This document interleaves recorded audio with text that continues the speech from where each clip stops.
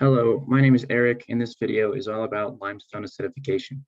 First things first, what is acidification? Acidification is defined as the process of being converted into an acid. Acids are substances that are able to donate a proton. Acids can break down other substances because some things react readily in the presence of hydronium ions, which acids form in the presence of water. Acids are able to dissociate the bonds inside a molecular species. This is how they are able to dissolve things like metal and rock. This right here is a picture of the effect of acidification on a building material made of limestone. And this brings me into my next point, which is how limestone is affected by acidification. Limestone is primarily made of calcium carbonate. Although it is normally resistant to most forms of physical and biological weathering, calcium carbonate can be dissolved pretty easily through chemical processes. The general process is as follows. Rainwater absorbs carbon dioxide as it passes through the atmosphere in a process called carbonation.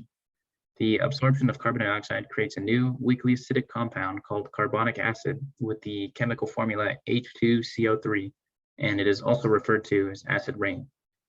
The carbonic acid then reacts with the calcium carbonate and is able to break the bond between the calcium atom and the carbonate atom. The carbonate ion. This forms calcium bicarbonate, which does not exist as a solid compound. This reaction slowly eats away at the rock until it is completely dissolved.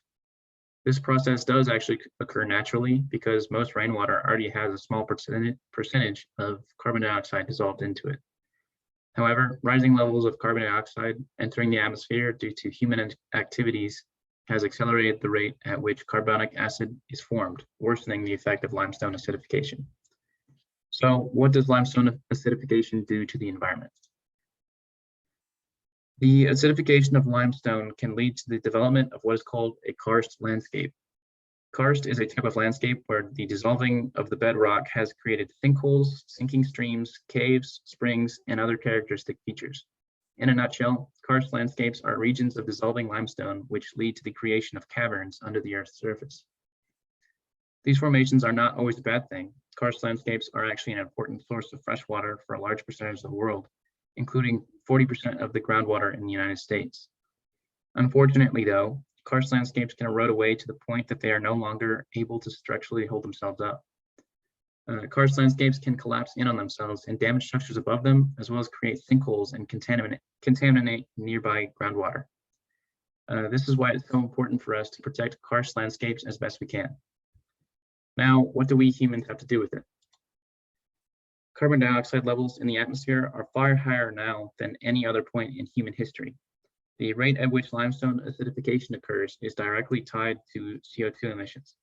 Along with many other consequences, this means that limestone acidification is happening at an extremely high rate.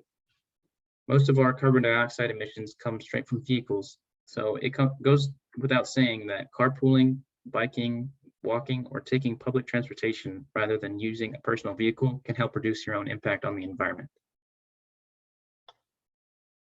In conclusion, you should have learned about the limestone acidification process, how limestone acidification affects us and the environment, how the rate of acidification is directly tied to humans, and some simple things you can do to help reduce your effect on the environment.